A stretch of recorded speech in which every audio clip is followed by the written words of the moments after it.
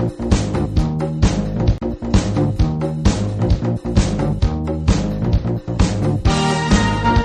to A Well-Designed Business with your host, Luann Nigara. Luann has a lifetime of experience building a multi-million-dollar business with her husband and cousin, and she knows the challenges you face in your interior design business. Luann brings you real-life answers to your most pressing problems, as well as practical strategies to explode your interior design business. So, let's get to the business of interior design. Hi, welcome to another episode of A Well-Designed Business. You may know today's guest through Instagram. It is Amanda Evans, the founder and principal of Vancouver-based Amanda Evans Interiors. Amanda opened her firm in 2009, which was before the birth of her first child, Theo. Today, Amanda and I talk about what work looked like before Theo was in their life, what it looked like after Theo started preschool, and what it looks like now after the birth of their daughter, Marley, who is only 3 months old at the time of this conversation. We talk in particular and in great detail about how she actually grew and filled her pipeline to the point that now, only 3 years later, she already has 3 employees. If you have struggled with how to get your existing firm or your new firm the much needed boost in getting new leads, then you will enjoy this conversation with Amanda. Speaking of growing and filling your pipeline, remember, when that happens and you got everything you wished for, you need to be ready to manage the influx of new clients, and you need to do it professionally and seamlessly. My Doma Studio is the answer. By using the systems built into My Doma Studio, you can be sure all of the details for all of those brand new projects are well organized in one convenient platform. From everything you source to all the communication with both your clients and your vendors. And you know what?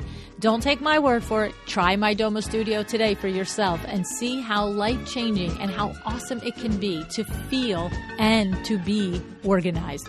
Go to www.mydomastudio.com/a-well-designed-business and check it out for yourself. All righty, let me introduce you to Amanda.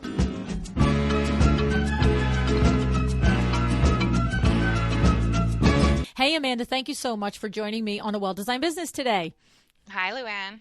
So, Amanda, you and I have been, putzing around each other on Instagram for several months here, right? Yeah, absolutely. So it's sort of fun. I do have to say, I do sometimes get things mixed up because there's so many people that I'm talking with and everything else. But you and I have been kind of communicating. I've been following your site, and you've got a lot of stuff going on. Mm-hmm. Your business looks really cool. And after, having more conversation with you just today and previous conversations through Instagram and email, I've learned a lot about you, and you've got a lot on your plate, lady. I do. Yes, you do. I do. Yeah.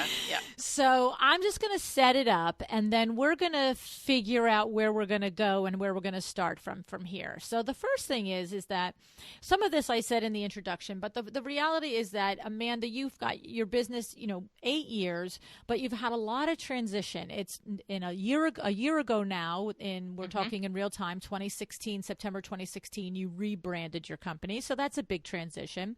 Yes. Yep. And then 3 years ago, you started this other big push of hiring and transitioning. And then this past spring and fall, your personal life has been really dramatically changed. You have a son, Theo, who's adorable, and he has been diagnosed with a very serious illness. And then you gave birth just a couple of weeks or months ago at this point? Months. Months, 3 months right? ago. To baby Marley. So, lady, I'm like, whoa.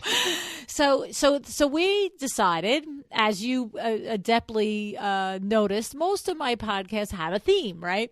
So we've decided that we're going to talk about transitions and handling transitions, both from a business standpoint and when things come at you from a personal standpoint, and keeping the ship afloat.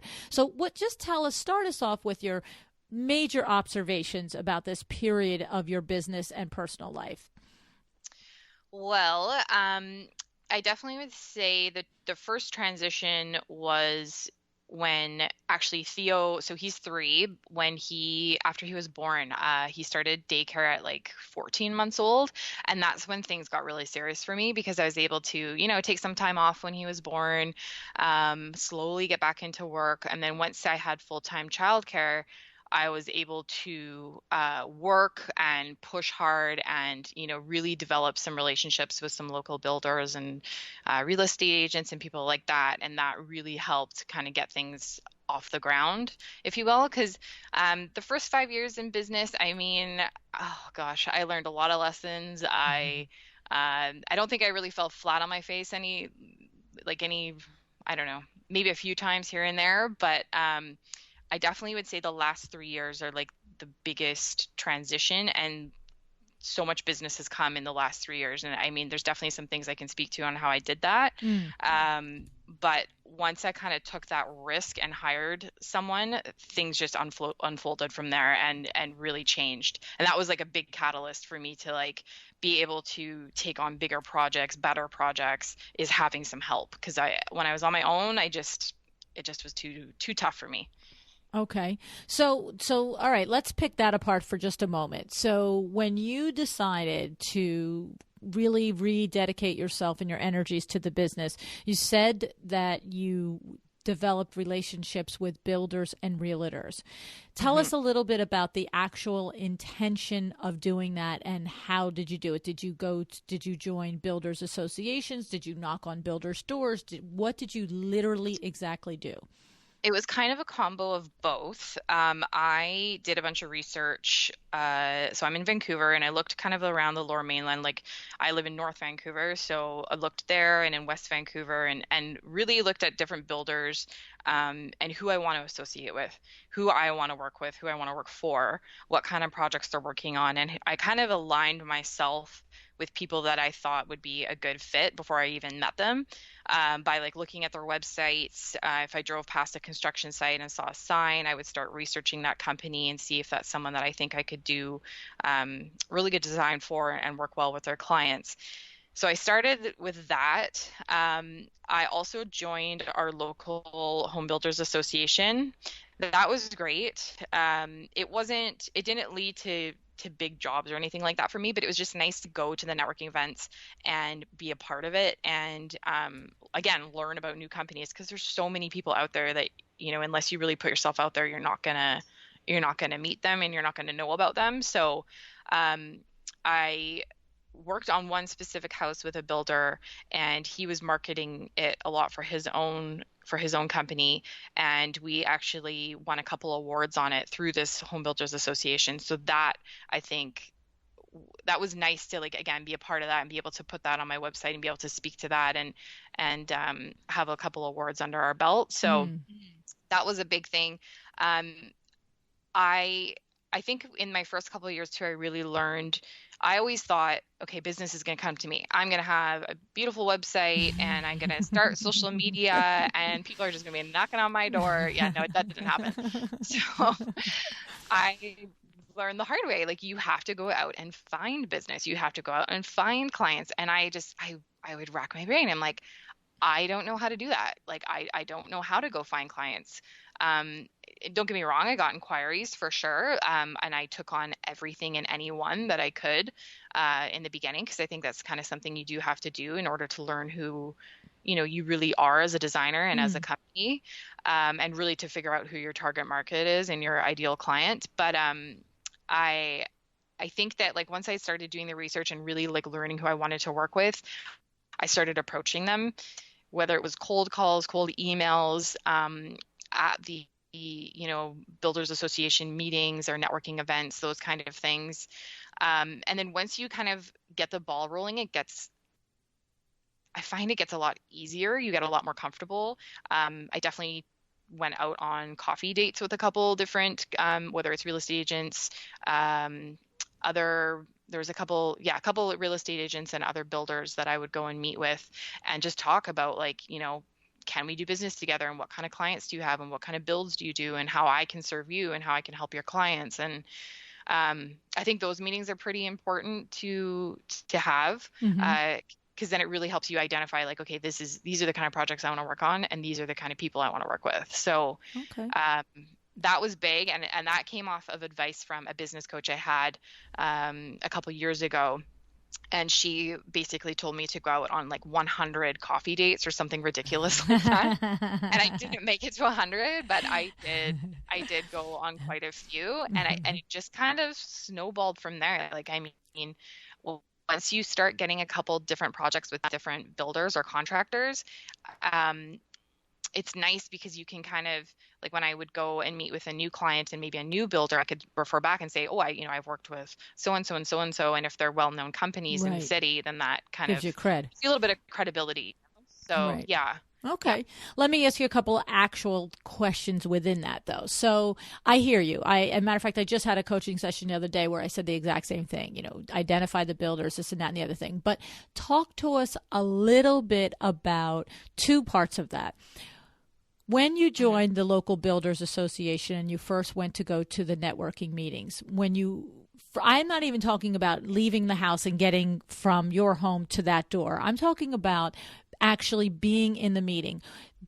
Did it feel intimidating when you walked in? Was it really a bunch of mostly men builders and you were like, whoa, I'm the only chick here? Like, so walk us through that door. Like, did you walk in? I don't know anything about you in that regard. I don't know if you're like, hey, that doesn't bother me, or I wanted to turn around and run. No, it bothers me. Okay, so tell us a little bit about sticking through it. Yeah. Okay, good.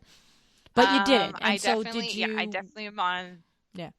Sorry, go ahead. No, I was going to say, so I'm on that, you did, what did you do? How did you get through the door and stay there? Did you you know what I mean?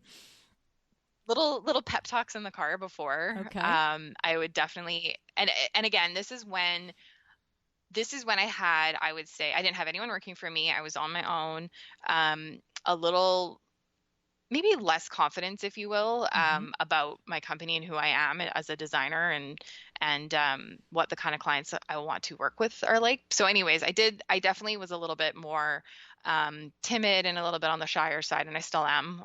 But I found going with people really helped. So I would go with another like designer friend of mine. So then at least the two of us are there and we can like chat with each other. And so it's not super awkward when you walk in by yourself and you have no one to talk to. So it's nice to go with a friend, or I would make sure, because at these builder association meetings or networking events, vendors would be there too. Oh, okay. So maybe my flooring rep would be there, or another rep I would know from an appliance place. Just that's a soft place to land. Yeah, that's a soft place to land. Because what rep is going to look at you and go, no, sorry, too busy to talk to you today. Exactly, right? So you go in, and if your reps are there, or of like, especially some of these events would have like little booths set up of like a supplier of some sort. So I would go and talk to the suppliers first too, because that kind of helped me break the ice. And then I have something to talk to them about, and that helped for sure. And then usually, like, if you're in a kind of a group setting with other people and builders, then the ball kind of starts rolling, and you kind of, you introduce yourself to someone, and then you kind of start talking and find out about what they do. And I mean, the goal for me wasn't to go and talk to like 10 different people. I just went in and was like, okay, if I can have one conversation with one person and feel good about it and get a business card, then that's great. It. That's exactly right. And show your face, because people, and then they see you maybe 2-3 times at a meeting, and then you go and talk to them. And I mean, yeah, well, I like it. Because the thing is, we often say, I joined the Builders Association and I did this and I did that. But, a lot of times somebody listening is like, okay, really? Like, that was easy for her to do. It's not easy for me, but it isn't really easy for most people. It just isn't, no matter what. You know what I mean? And then we've all been in that situation where we like walk in the door and we're just like, oh, okay. It's 90% men. I know nobody. You know what I mean? I mean, I think that's a little bit more difficult than even just walking into a typical designer event where it might be a mix of men and women and you still don't know anybody. That's one level of difficulty, but the builders associations tend to be a different level. And so I wanted people to understand, your colleagues to understand, that when we look at somebody like Amanda Evans Interiors with the platform that that you have and the work that's on your portfolio, you're just a regular lady, just like everybody else, right? Oh yeah. Oh yeah. Exactly. Yeah. And okay. I'm not super outgoing kind of person that will just walk up to anyone and talk to them in the room. No, I get nervous too. So I know for a fact I would sit in the car before and I would just kind of like think about, not necessarily rehearse, but think about like my company and what I would want to say to someone if I met a builder that Right. someone I was kind of going after. And my goal was just, okay, like let's just talk to one person. Right. I don't need to go and like work the room. I just want to talk to one person. And even if it's a new supplier, then that really helps as well. So yeah, well, and that that's kind why. of walk me through it. Yeah. Well, and I'm going to tell you what, I don't know if you heard the recent show on Power Talk Friday with Nancy Ganskaufer. It was number 256. I have to tell you, that is the number one reason why I thought that her system for your business in words is so powerful. And I keep using the adjective powerful. I just heard that one. Yeah, because if anyone struggles with walking into that meeting, if you know that your friend, your coach, somebody has advised that you join a builders association or a chamber of commerce or anything else, if that completely freaks you out, I promise you, if you literally take the time to go through Nancy's Your Business in Words, it's half the battle. It really is. Because it's like you said, you sat in the car and you kind of like went over what you were going to say. And if you can take that off your plate, if you are now just like, okay, actually, all I have to do is get through the door and find a warm body that looks like they might smile at me. Once that happens, I know what I'm going to do, right? You know what I mean? So that's why I love that exercise. I thought it was just genius. So, okay. All right, good. And then the second thing I just would love to just break down a little bit is that next barrier, it's not a barrier, it's the next hurdle. The first hurdle is joining whatever the group is, the BNI, the Chamber of Commerce, the Builders Association, the Realtors Association, whatever it is. The next hurdle is that reaching out, that invitation for the coffee.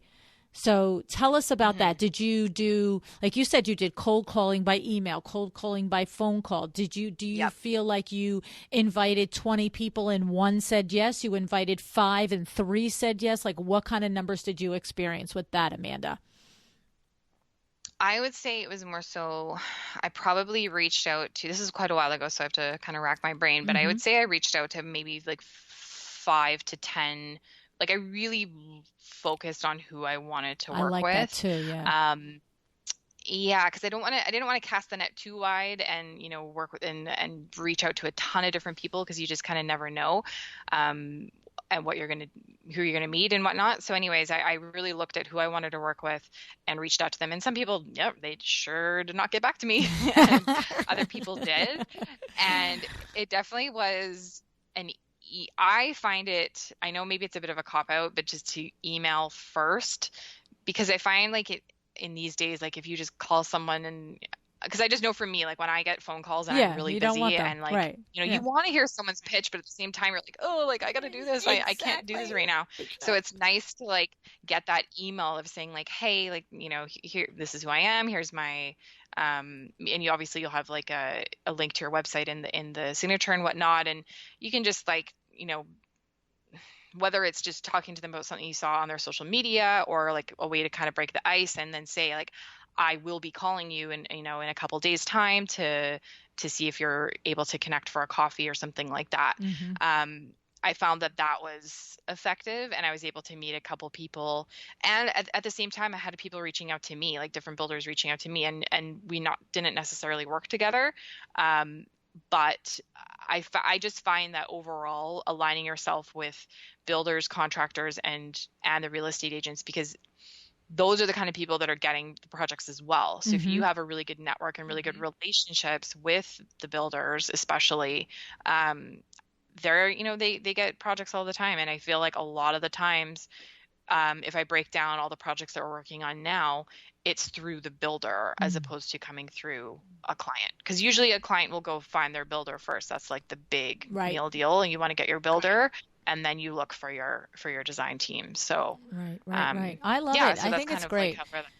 I love it. And thank you for letting me really pick it apart to that level, because I mean, look, I've had how many dozens of designers say it and I let it skim over. Do you know what I mean? I'm like, oh, good idea. Love that. But every once in a while it deserves to be picked apart so that when we suggest that you do it, there isn't anybody that's thinking that it's easy to do, but it is important to do, and it pays off to do it. And what I love is the particular advice of yours, which is to, when you're about to approach and you think about the list of people that you're going to approach, that you have already decided that you align with their company and their values and their aesthetic. Because you're right. What's the point of, asking 20 builders if, 18 of them don't build the type of homes that you respect or admire that you want to work with, right? Like, there's no point. It's not going to make you happy. Okay. I love it. I love it a lot. Okay.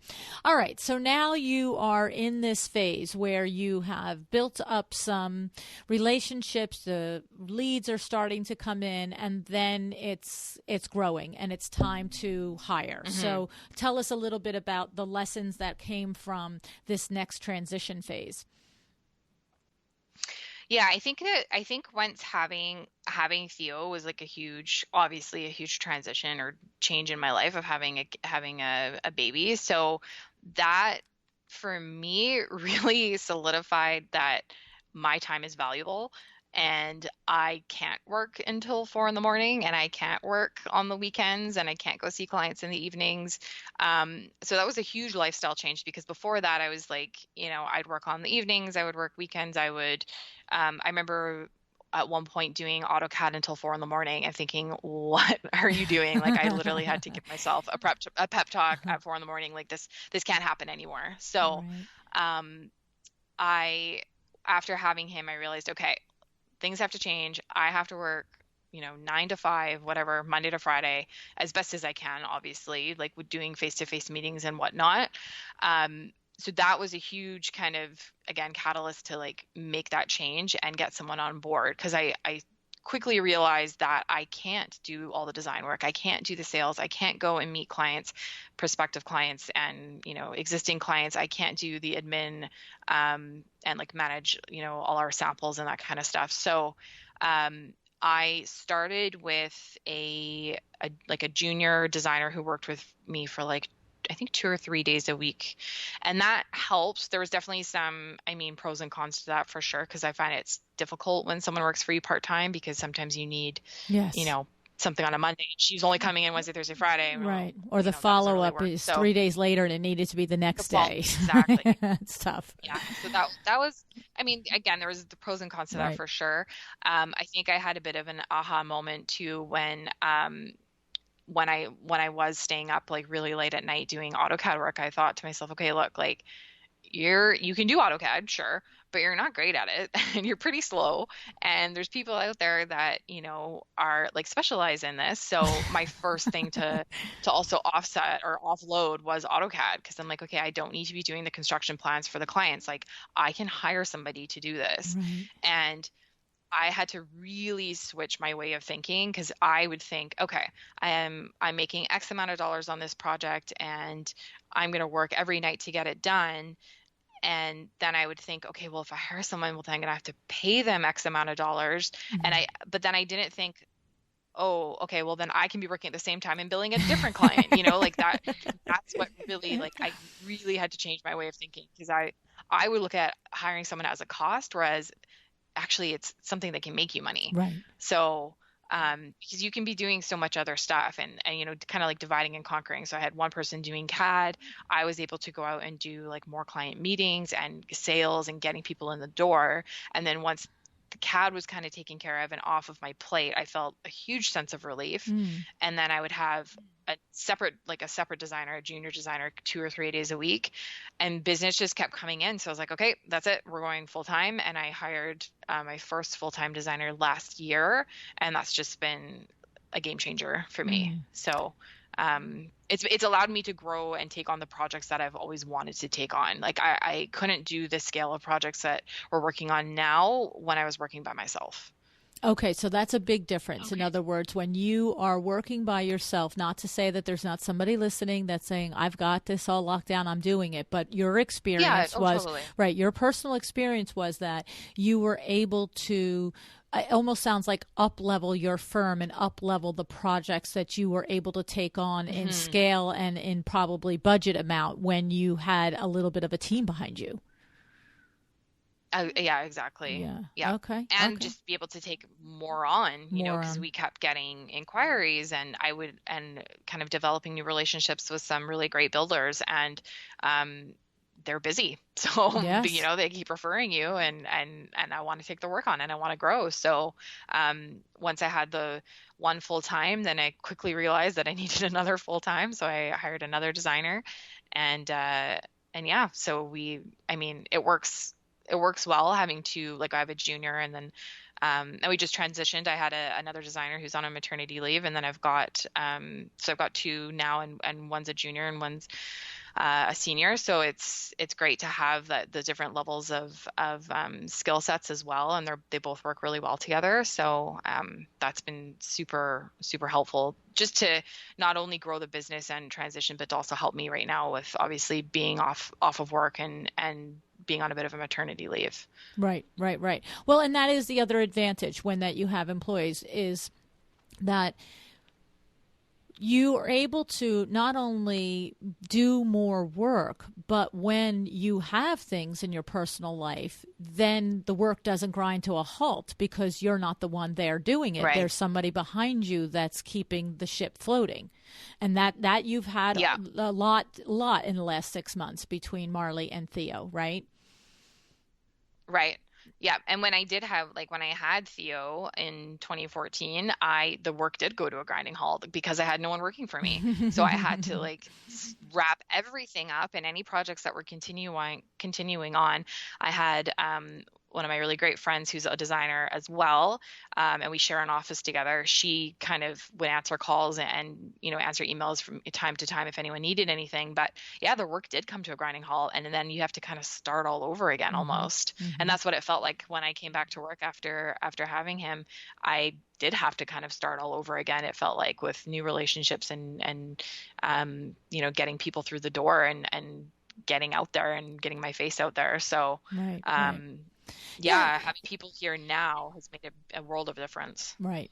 Okay. And the thing also to just remember and remind is that the developing of the relationships, whether they be with builders or realtors or whatever it is, it's not a minute. It takes a while. It takes developing a relationship just like any other relationship. But it's a relationship that if it's well made, if it's really well established and rooted in mutual respect and integrity, it's a relationship that just keeps giving. Then it's that build, like you said, your builders Absolutely. are busy, and that you keep getting more and more work from them. It's the whole reason why I developed the trade side of Window Works back probably 33 years ago. I remember saying to my husband, I can sell what I can sell every single month, but there's only so much one person can sell. What if we had who out there else needs window treatments, that needs window treatments every week, every month, every year? Instead of just one-off consumer who's going to enter the marketplace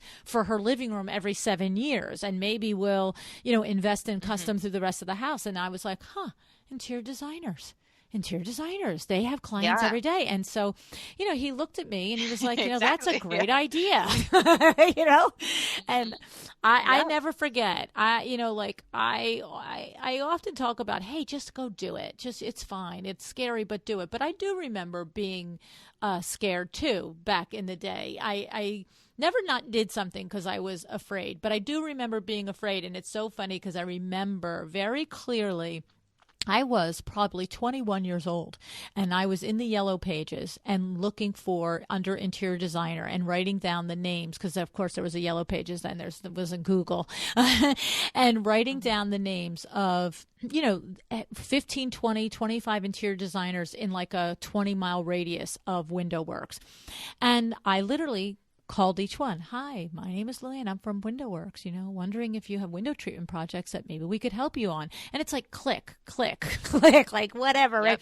right? And basically I was just trying to get in the door for the meeting. I was like, I'd love to come over to your office and just tell you a little bit about our company. And basically, like, really, I'm telling you, for 10 calls, it was 8. Like, sorry, kid, don't bother me. But I do remember exactly this one designer who's still in business. I was 21. At that time, she was probably in her very early 40s. And as far as I was concerned, she had one foot in the grave. She looked like you're 21. 40 was like older than dirt, right? And I remember walking into her office, and it was just the most exquisite, formal office.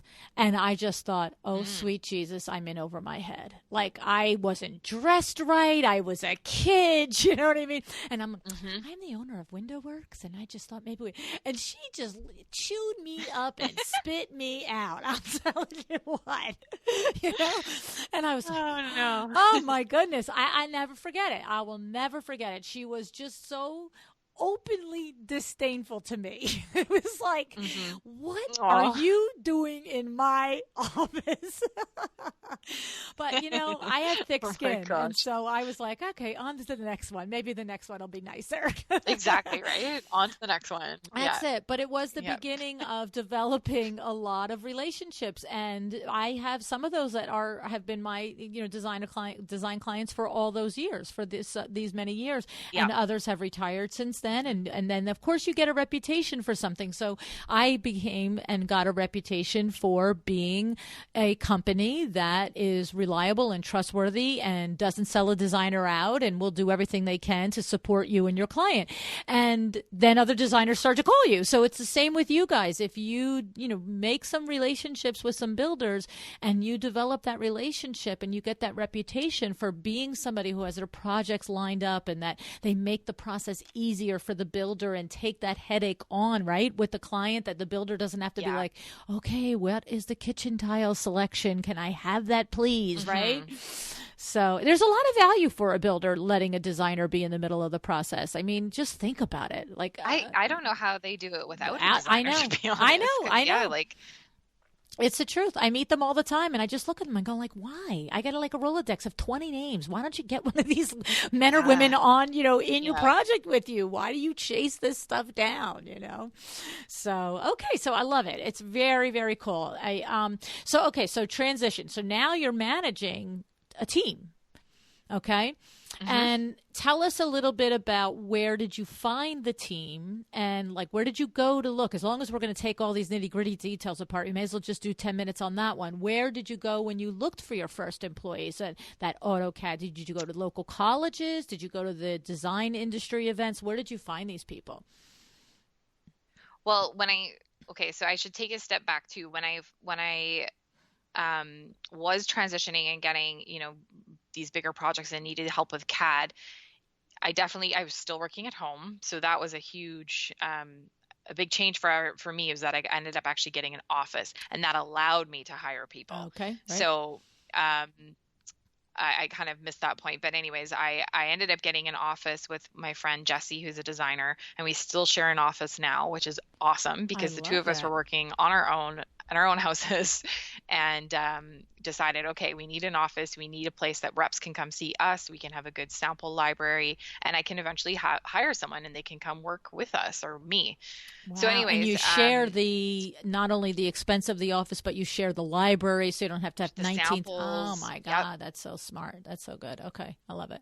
Yeah. So that's definitely like something I would say to a solo, if you want to get out of your house and you want, like, find a designer friend who's in the same position as you and get a little office. We had a 400 square foot office.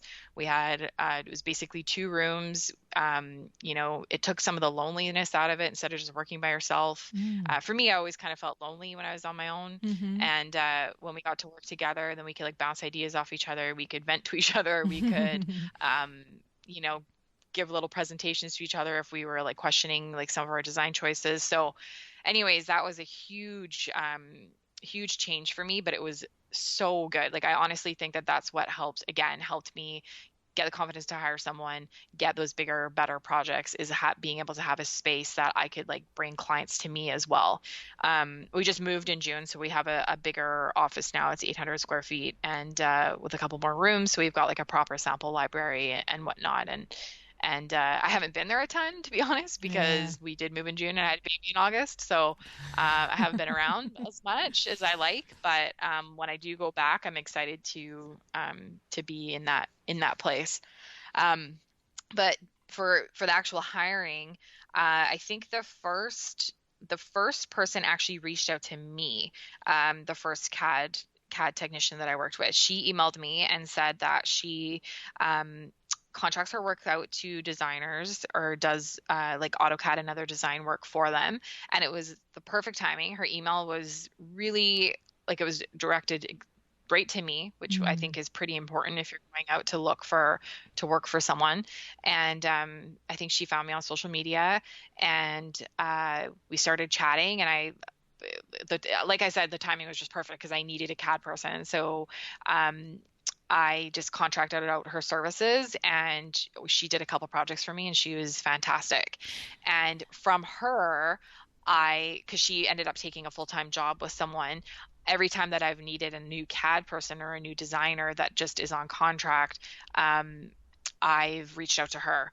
And she's been phenomenal getting me to other CAD, because CAD's tricky to someone who wants to be spending their time doing, AutoCAD night and day. And anyways, she found me these two other girls, like one on a maternity leave, and the one we have now, Jennifer, she's just so good. She's so fast. She's such a pleasure to work with. So that's how I found my CAD designer. And my other two designers, one was introduced to me through a designer friend, and she was also looking for a full-time like residential design job, and we were a really good fit, and I think our personalities align really well. So I brought her on last August. And then my newest designer, I put out an ad on social media as well as Indeed, and I think even Craigslist. And obviously, I mean, when you put the ad out there, you get a ton of responses, and a lot just don't align with the work that you're looking for. But this one was perfect. So, I think I put my feelers out there for sure. I talked to like my designer friends in the community and say like, do you know anyone that's looking for work? And if that doesn't work, then you kind of go out to the masses. I think it's great to like try and find someone in your network if you can, because then you can kind of get like a personal vibe from who, like from your friend or whoever, because they can kind of give you the lowdown on who you're hiring. True. The culture has to fit. And the skills you can teach. They can either come with the skills or you can teach the skills, but the culture has to fit. You have to have the personality, especially in a small environment. But I believe in it for every environment, but especially a small environment. Yeah. That's awesome. Yeah. So, I just want to I think putting out online helps too, though, because you will get a flood of resumes, and I mean there are some good ones and there's some really weird ones, but that ended up both approaches have worked for me. Okay, good. And I just want to point out that the first girl that came to you and emailed you and asked you if you needed CAD services, she did exactly what we just discussed that you did with the builders. You see, she was out there, and she's a CAD expert, and she's saying, okay, let me identify some interior designers that I admire their work, and I, and let me send them a cold call email. So, it's when you got it and it was addressed to you by name and it was exactly what you needed, this is what I want to be heard, is you didn't go, I can't believe she just cold called email me. You went, yes, thank goodness, someone out there. You know what I mean? And so that's the same thing to remember. And that's what I often say to people when they are struggling with doing a cold call, whether it's by email, in person, or even walking up at a networking meeting and cold introducing yourself. 99% of the time, the other person is going to be, oh, thank goodness you said hello to me, or oh, thank goodness you came into my life. Like, take your head out of it. You know what I'm saying? Like, just, think about the value you're bringing and, stand in that scenario for a minute in your head instead of the other crazy pants scenario of what am I doing? Right. So I think that's really awesome. I love it. And I do agree though that like you said, I must get, I don't know, 2, 3, 4 emails a week that are like, dear madam or dear, whatever, or like my name is spelled like my name has a capital A, right? So it's Lu capital ANN. And of course, my first name is Luann, even though the A is capitalized. Now, if you know me 100 years or 20 seconds and you feel like you get to know me and you want to call me Lou, well, go right ahead. It's fine. Most of my family and friends do. But when you send me an email and you don't know me, it's not hi, Lou. You know what I'm saying? And so that just means that they don't understand my name. They don't know me, and they think that Lou is my first name, and I don't know what the heck they think Ann is. You know what I'm saying? But it's like the dead giveaway. It's like, whatever. Click. So, yeah. Okay, good. All right. I love it. All right. Now, let me ask you a little bit about this Instagram of yours, Amanda. You have over 12,000 followers on Instagram. And I think that I'm impressed even more so knowing that until, somewhat recently, you were a solopreneur with a child, and now you are still with, you have 2 children and you've got employees. And how did you grow your Instagram to 12,000 plus followers? Did you have specific things that you did? Because please don't tell me, oh, it just happened organically, because I'll start crying. I went to sleep one day and all of a sudden there was 10,000 people there. Yeah, then boom. Yeah, no. I've been doing it for a long time. I think, oh my gosh, maybe 5 years or so. Okay, good to know. So it's definitely 5 not years. something that happened. It's not something that's happened overnight for me. I know that there are people out there that it happens overnight for. But for me, I found that if I were to go way back into like the first couple of photos, like those are just embarrassing. But I mean, filters and all that kind of stuff has come a long way. But I've just found that I think my biggest thing was consistency. So posting before, because I used to blog, I don't do it anymore. And I do hope to get back into it. But I used to blog, so I would post more about like design related stuff, of course, but then also probably a couple more personal photos and kind of blog related type content, if you will. But then I kind of made a conscious decision to start showing photos more of my portfolio, because I figured, okay, a website is pretty, like, I mean, you can have a great website and that's awesome and it can have all your information on it, but social media and Instagram especially, like obviously design is such a visual world, so it's such a great place to like put your portfolio out there. So I would definitely say in the last year or two, I've really tried to focus more on doing mostly professional images. So every time I complete a project, I hire my photographer, Tracy, and I do I used to just kind of just shoot the rooms however I wanted, but now I really try to focus on, okay, shoot the rooms, but then also shoot little vignettes here and there, so I can use it for content for Instagram. I always used to think my photo shoots would just be for my website and my portfolio, but now I look at it, okay, no, this is for social media as well. So I try to do a lot of professional photos, some personal photos, but I really try and stick with mostly design related items and pictures from my portfolio. So once I do a photo shoot, like I there's maybe 200-300 images. I narrow it down to like 20 images that I put on my website, like the best ones. But then I've got all these other like little vignettes that help kind of tell the story of the project. So I will post full images of the room because I always want to show like a full room, but then I'll do like a ton of close-ups. I'll do like vignettes of like a coffee table or a side table or a countertop in a kitchen or the faucet in the bathroom or little things like that.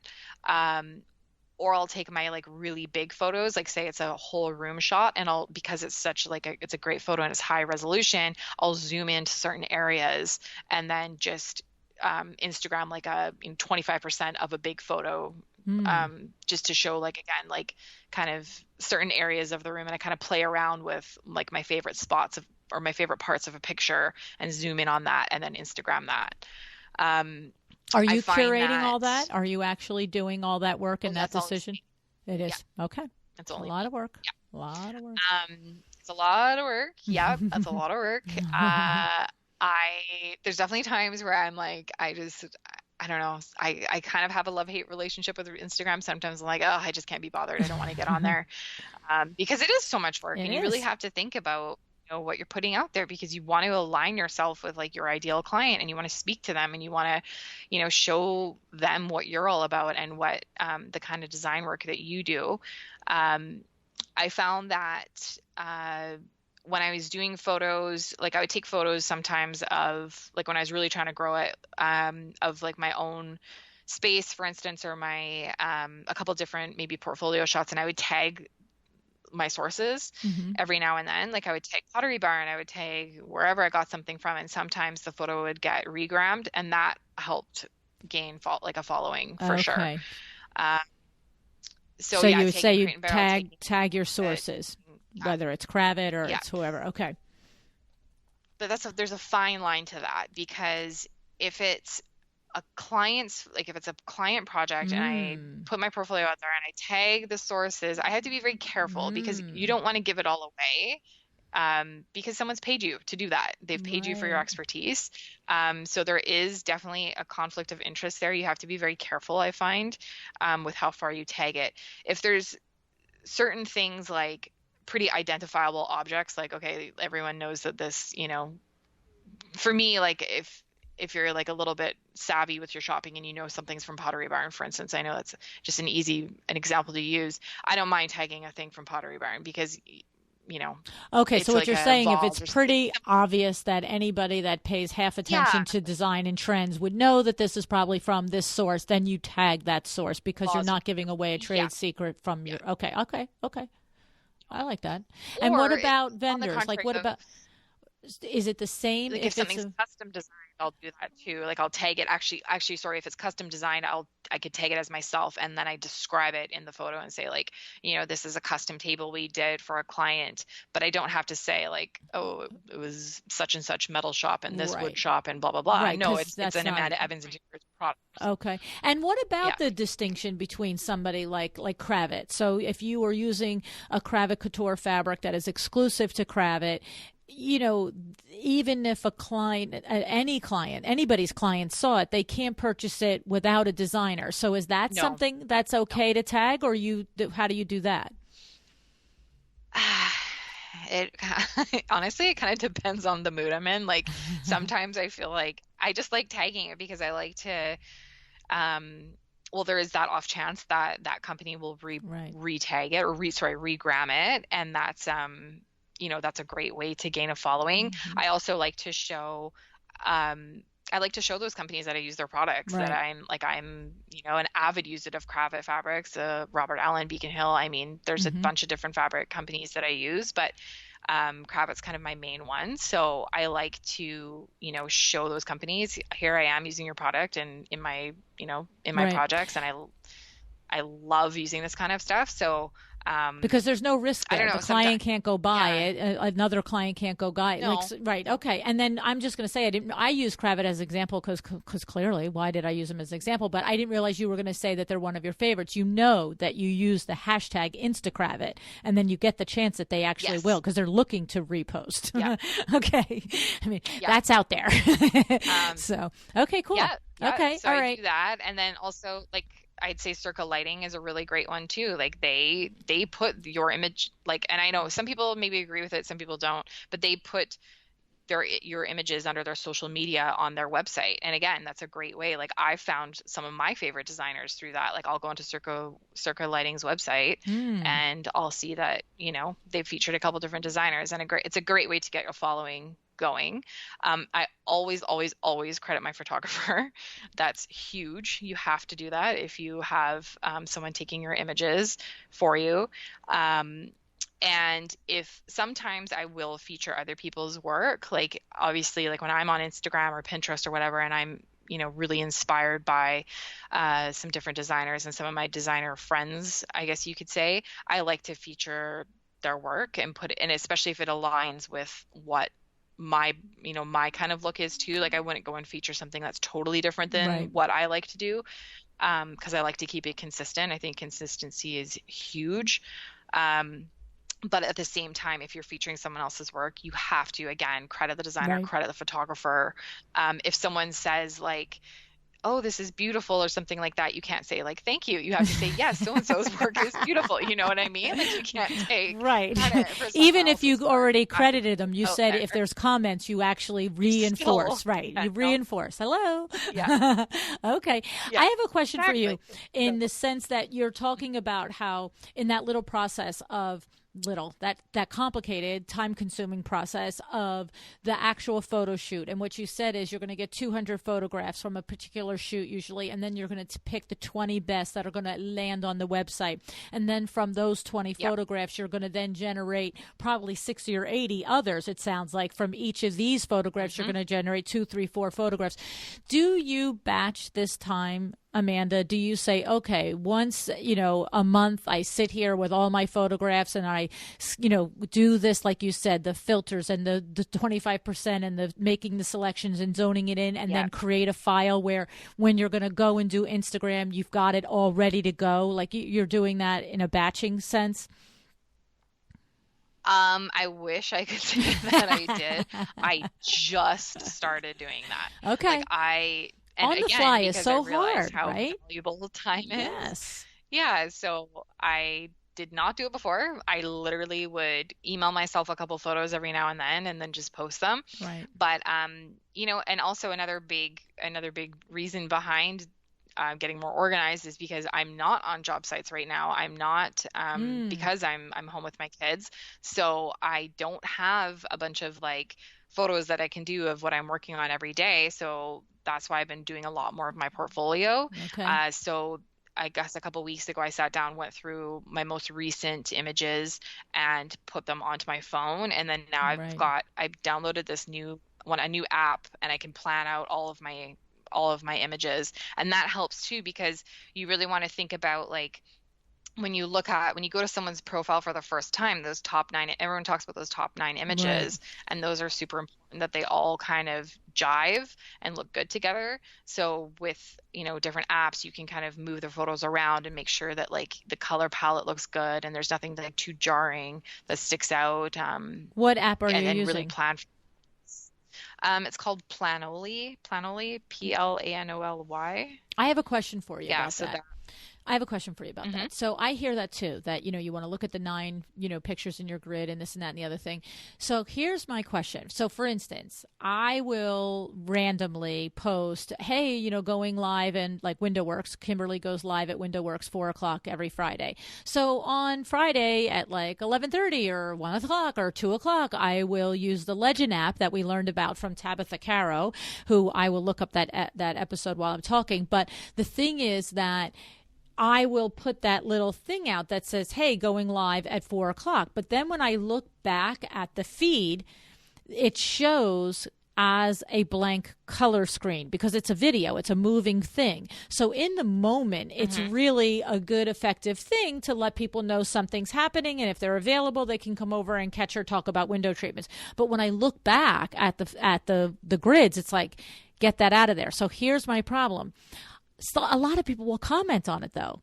So I feel like if I delete it, then I feel rude. Like I feel like, does somebody get a notice that I deleted it and their comments are deleted? And then, but I look at it, I'm like, you've got like 3 blank color squares on your grid, girlfriend. This looks horrible.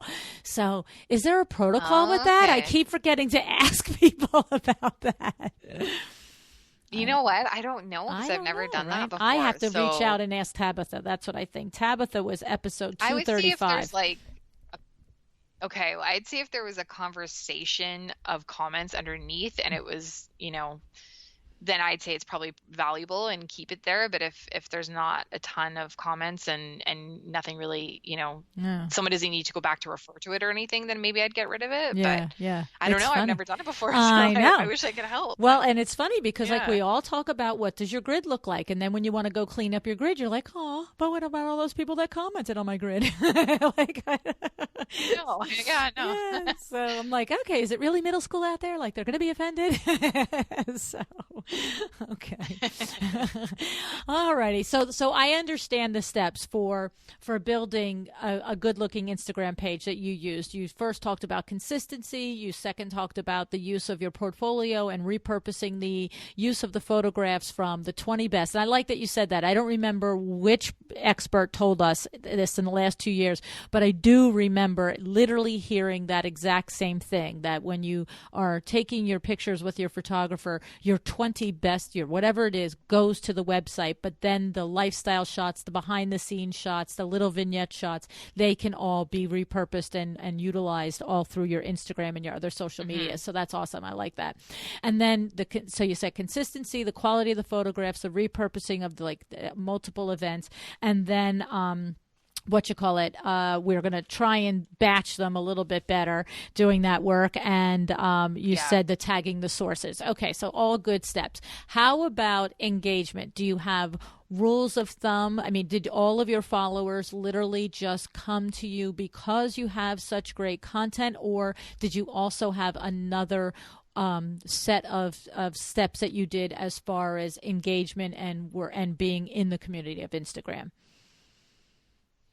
I would say more so probably, I would say like maybe a year or two ago, I would engage a little bit more. I think lately I haven't been engaging as much just because of timing and not having the time to do it. A little bit on your plate. I do think it's pretty crucial to engage, but I didn't have like a set intention of engaging. I do notice, though, I will say that if I comment on some of my favorite designers who have larger followings, if I comment on their images, I in turn will pick up a few more followers than I normally would. Okay. Because and that's how I find people too. Like I'll, go onto some of my favorite designers, I'll like look at their images and their comments, and then sometimes you see like another design firm and then you see their comment, and then it's just like a great way of picking up some new people. So I find that I don't engage a ton, probably not as much as I should.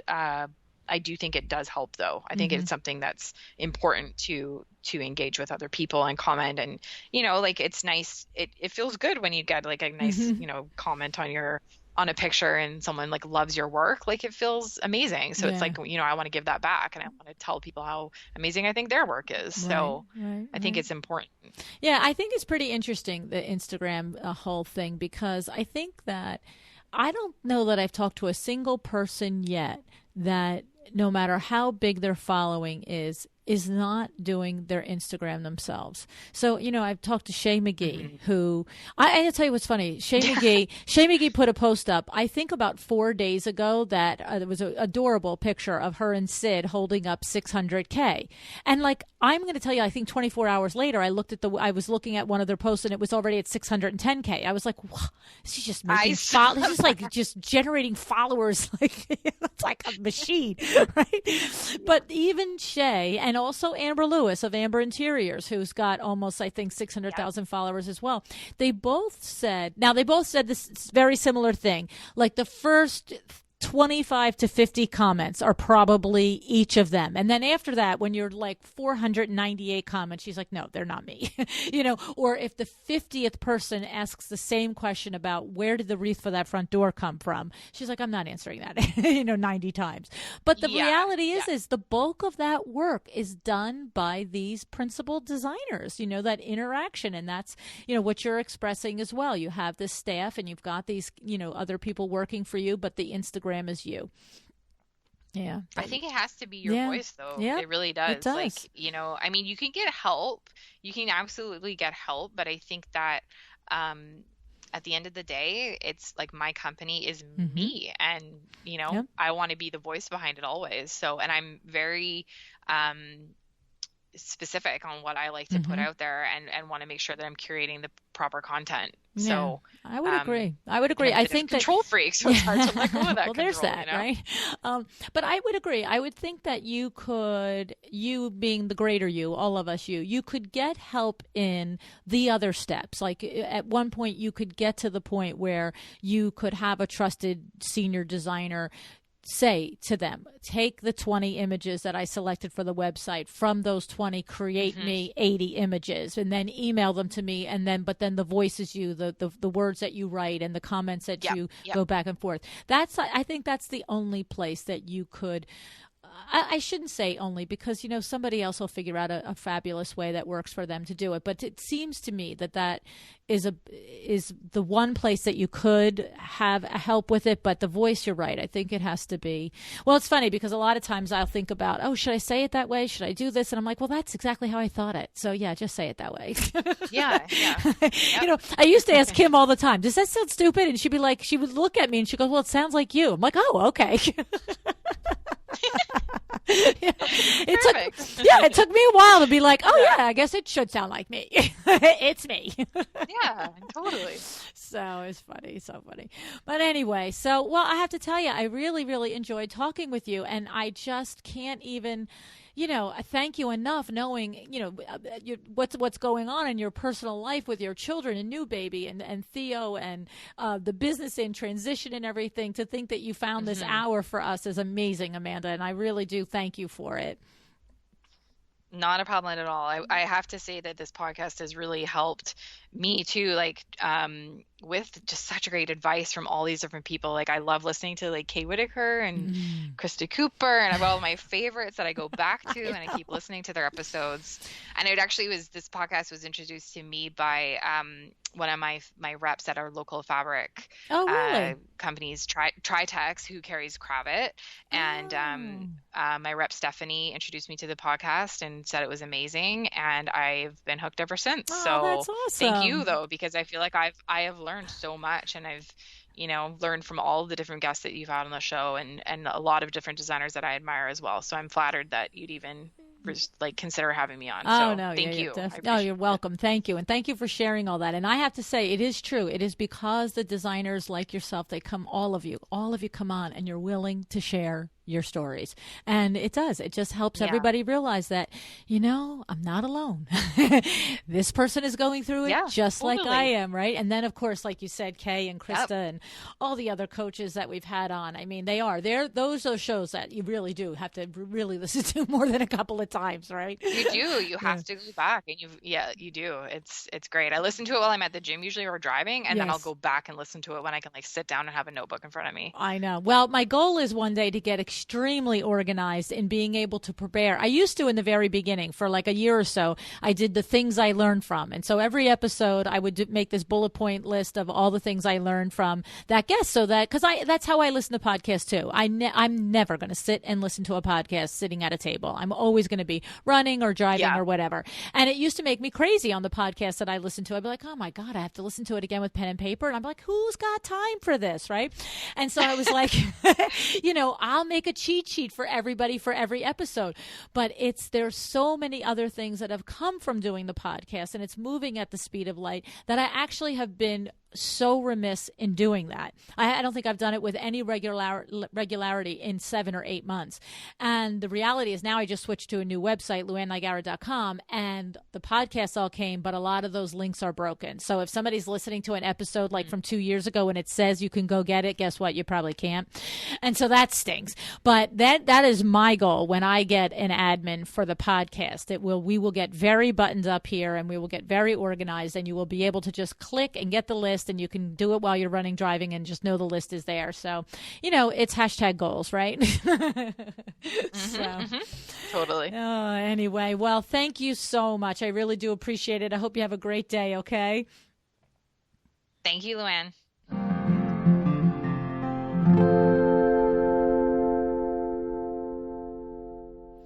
All right. No one said it was going to be easy. This is work, right?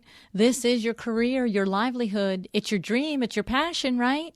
I know. I know it's intimidating to walk into a room of new people, of new builders, of realtors. I know it's intimidating to call on someone cold and ask them if you can talk with them and maybe discuss how you can possibly do business together. But the thing is, what happens when you do? What happens when you push aside those voices that tell you, this is crazy, I can't do this? Well, Amanda is living proof that it works. And I really want to remind you to go back and also listen to Angela Harris's episode 245. Go back and listen to that, because that's sort of the other end of what it's really where Amanda is headed. So look at it this way. Let's imagine there's 3 stages. The first stage is maybe where you are now. You're in business. I don't care if it's a minute, if it's a year or 10 years. But if you're looking ahead at Q1 and you have little or nothing in your pipeline, think about that if that's where you're at. The second stage might be maybe you're in a similar place to Amanda Evans. You've already pushed aside those fears. You've already started making those contacts and building those relationships. Your firm is starting to gel. You have a few employees. You can see the upward growth and you can feel the momentum. But now there's stage 3, where it all comes together. Angela Harris, her clients are all over the U.S. She has a staff of some 17 very talented people, and her firm has quite literally a couple of dozen awards from national builder associations. And so what's the point? Angela described how she actually started all of that by doing just what Amanda did. Reaching out to builders, by cultivating relationships, and by joining the builder associations. So where do you want to be? You want to stay stuck? You want to get moving? You want to feel that? And you want to strive for everything that you can do and be? That's what I say. Don't think, do. Right? Don't sit and wonder. Don't just make lists. Don't listen to the podcast week after week and have lists of ways that you're going to be amazing. Now is the perfect time to ask yourself. We're heading quickly into 2018. Ask yourself, what are your plans for your business? What are your goals? Take a moment to think about them. Write them down and then figure out how you're going to achieve them. And I'm here to help you with that. I have masterminds starting in early January for both 5-figure and 6-figure earners. You'll be put in a group with 7 other designers who are in the same boat that you're in. Whatever it is, I'm going to pair you up with people that are in the same level that you're at, with the same struggles that you're at, so that you get the most benefit from working together. Okay? Then I also have the course with Nancy Ganskaufer, 6 Weeks to Success, where this is a wham bam, get you going, take an assessment and make a plan for get going in 2018. That course is starting January 4th. We'll meet for 6 weeks for 1 hour a week. If you want information on that course, you can go to luannigara.com/6 weeks, the number 6 weeks. All right. Now, if you're interested in the mastermind, or you think you might benefit more from one-on-one coaching, email me at info@luannigara.com. If you're not sure which is best for you and the place that is going to give you the most value, the most momentum, that's going to help you make the best move, then email me and tell me, I want help, but I don't know how and where and what it should look like. And we'll find 20 minutes to talk about it, because I would like to make sure that you are in the right place too. The point is, if you need help to get it, that when we have that conversation, I might say to you, it's not me. I might recommend one of these amazing rock star people that I've interviewed in the last 2 years. So it's just like clients, right? If you know you're really not a right fit for a client and you take the job anyway, does it turn out good? No, it doesn't. So trust me, if you're not sure if I'm the person for you, we'll spend 20 minutes, we'll talk about it. And if you are, and I feel like I can help you, I'm going to tell you. And if I'm not, I'm going to refer you to one of these amazing people that I've met in this journey in this last 2 years. All right. So what I know for sure is, whether it's me or someone else, there's no reason for you not to succeed and to achieve what you want to do. Because if you work hard and you work smart, I know you can do it. All righty. Thank you so much for joining me today. Have an excellent day.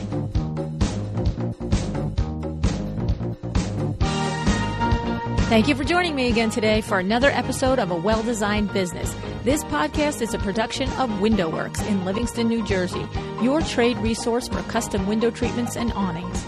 Learn more about WindowWorks at www.windowworks-nj.com. All of our music is original music by Room 2 Productions. Please contact us if you want to learn more about original music for your business or your events.